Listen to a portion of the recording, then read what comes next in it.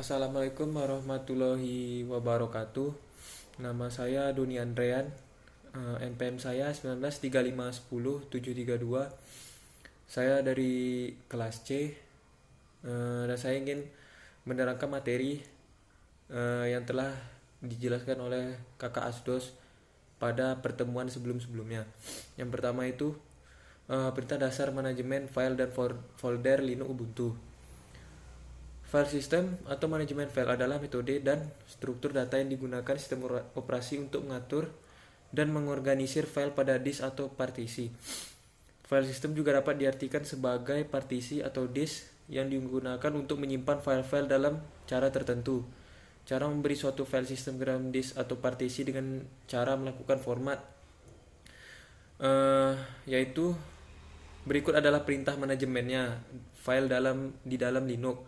Yang pertama itu adalah mkdir untuk membuat folder atau directory, pwd point word directory atau menampilkan tempat directory yang sedang dikerjakan.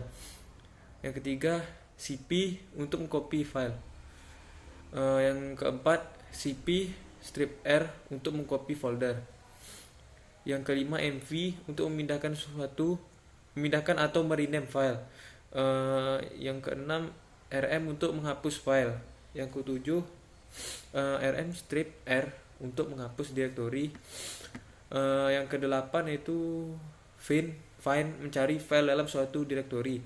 9 ada tox untuk membuat file baru tapi tidak ada isinya. Yang ke-10 adalah raise untuk mengetahui lokasi file yang dicari. Yang ke-11 adalah echo untuk menampilkan baris teks.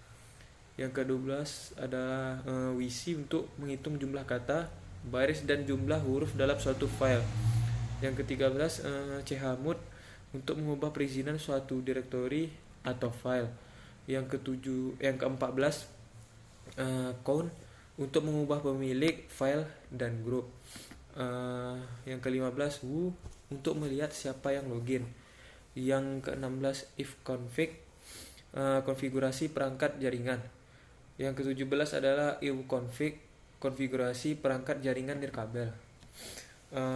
Yang kedua saya ingin menjelaskan materi menghapus user baru di terminal Ubuntu. Dalam proses penambahan user, prosedurnya adalah sebagai berikut. Yang pertama menetapkan dan mengkonfirmasi password untuk user baru.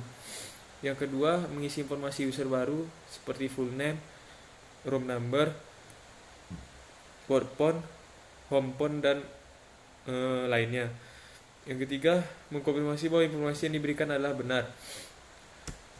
Memberikan hak sudo kepada user. Bila user baru Anda perlu menjalankan perintah dengan hak root atau administratif, Anda perlu memberikan akses pengguna baru ke sudo. Cara paling aman untuk melakukan hal ini adalah dengan menggunakan perintah vsudo. Sudo adalah pada laman text editor, tambahkan baris konfigurasi sebagai berikut. Nama _user al sama dengan dalam kurung al. Simpanan kombinasi dengan menekan tombol CTRL tambah X pada keyboard, diikuti dengan mengikuti huruf Y dan tekan enter. Sekarang untuk user yang Anda buat telah dapat menggunakan perintah dengan hak administratif. Untuk mencobanya, dapat login menggunakan user tersebut dan mengeksekusi perintah sebagai regular user atau dengan hak administratif diawali menggunakan sudo di setiap perintah yang akan dieksekusi.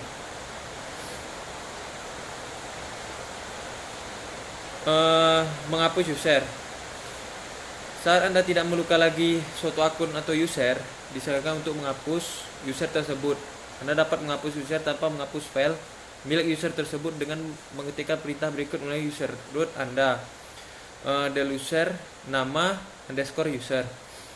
Bila Anda login sebagai user yang telah memiliki hak administratif atau sudo, ketika perintah berikut sudo del user nama _user. Apabila Anda ingin menghapus user beserta directory home milik user tersebut, Anda dapat mengetikkan perintah berikut del user strip remove strip home nama _user atau sudo del user strip remove strip home nama underscore user. Menghapus hak sudo dari user. Bila sebelumnya Anda memberikan hak administratif atau sudo pada user yang dihapus, Anda juga perlu menghapus hak administratif yang telah diberikan sebelumnya. Caranya cukup mudah, Anda mengetikkan perintah berikut vsudo, kemudian hapus baris konfigurasi yang berkaitan dengan user tersebut. User privilege specification root al sama dengan al -2 al di luar kurung al, nama underscore user al sama dengan al -2 al, atau hapus baris ini. Cara ini juga dapat digunakan untuk menarik kembali hak administratif sudo yang sebelumnya telah diberikan kepada suatu user. Hak akses yang ketiga materi yang akan saya jelaskan yaitu hak akses file dan folder pada Linux Ubuntu. Setiap file dan folder di Linux punya atribut yang menentukan akses untuk user ataupun grup di dalam sistem tersebut. Inilah salah satu alasan kenapa Linux sangat aman, karena sebuah file bisa diset agar hanya bisa diakses atau dimodifikasi oleh user dan grup tertentu. Atribut akses pada file dan folder. Setiap file pada Linux mempunyai 3 atribut yang menjelaskan hak akses user dan grup terhadap file tersebut, yaitu owner atau user, pemilik file atau yang membuat file. Yang kedua, grup user yang berada di grup tertentu. Dan other atau would, semua user yang ada di dalam sistem. Hak akses di sini berupa hak akses untuk membaca data, memodifikasi data, dan mengeksekusi atau menjalankan file aplikasi. Hak akses ini sering dikenal dengan atribut RWX. Atribut file pada Linux yang menjelaskan hak akses user terhadap file tersebut ditulis secara berurutan, yaitu RWX untuk masing-masing segmen. Ada 3 segmen atribut untuk setiap file dan folder di Linux, yaitu segmen A merupakan user atau owner permission atau dalam kurung RWX. Segmen B merupakan group permission atau RX, dan segmen C merupakan order atau would permission RX.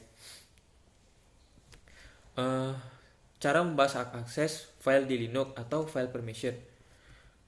Pada Unix, like OS, termasuk Linux dan Mac OS, setiap file memiliki 3 atribut yang menerangkan akan hak akses ke file tersebut, yaitu owner permission, hak akses atau permission terhadap pemilik atau pembuat file tersebut, group permission, hak akses atau permission suatu grup dan semua user dalam grup tersebut terhadap file tersebut, order atau word permission, hak akses untuk semua user yang ada di dalam sistem tersebut, by owner, grup dan user lain yang ada di dalam sistem terhadap file tersebut, mengubah hak akses file dengan chmod.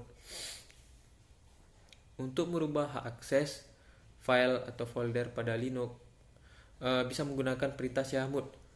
Perintah chmod yang bisa digunakan dengan 2 cara, yaitu memasukkan atribut berupa angka pada perintah chmod, atau memasukkan parameter huruf saat menggunakan perintah chmod untuk merubah akses file. Perintah untuk mengatur dan mengubah akses atau permission file dan folder di Linux adalah sudo chmod permission. Ubah akses file dengan binary reference. Cara ini merupakan cara favorit yang digunakan oleh banyak user Linux karena untuk mengeset permission owner, group dan order bisa dilakukan dengan simple, cukup masukkan 3 digit angka kepada chmod command.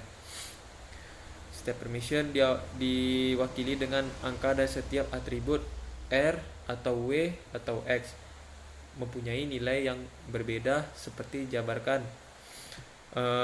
Yang akan saya jabarkan bahwa ini chmod, misalnya membuat chmod nas40 dokumen 1 yang artinya mengisi atribut permission file dengan nama dokumen 1 misalnya, sehingga owner mempunyai permission read, write, group mempunyai permission read, dan order tidak mempunyai permission apapun terhadap file ini. Digit pertama mewakili permission untuk owner, digit kedua mewakili permission untuk grup, dan digit ketiga mewakili permission untuk other word. Adapun nilai dari masing-masing atribut permission RWX adalah R sama dengan 4, read atau dibolehkan membaca file, W sama dengan 2, yaitu write atau dibolehkan mengedit delete file. X sama dengan 1 adalah permission untuk mengeset sticky bit dan diletakkan di digit pertama. Misal 1640. Yang di digit pertama itu yaitu yang angka 1. S sama dengan 4, switch atribut agar aplikasi menggunakan user owner berikut permissionnya ketika dijalankan oleh user lain. G sama dengan 2, SGID atribut agar aplikasi menggunakan group owner berikut permission ketika dijalankan oleh user lain. Untuk mengeset permission sesuai dengan yang kamu inginkan, kamu hanya perlu menjumlahkan total nilai dari permission yang ingin kamu gunakan. Untuk dari semua yang saya jelaskan tadi, mungkin memang banyak kekurangan. Memang saya nggak bisa menggunakannya dengan laptop karena keterbatasan laptop yang tidak mendukung. Jadi cuma bisa menjelaskan seperti ini, dan memang jauh dari kata cukup gitu. Saya mohon maaf jika ada salah atau kekurangan, dan saya mohon maaf atas keterlambatannya. Soalnya saya memang kuliah sambil kerja, jadi memang waktu itu terbatas sekali untuk membuat tugas gitu. Mohon maaf kak, abang, atas kesalahan dan keterlambatan saya. Saya akhiri. Assalamualaikum warahmatullahi wabarakatuh.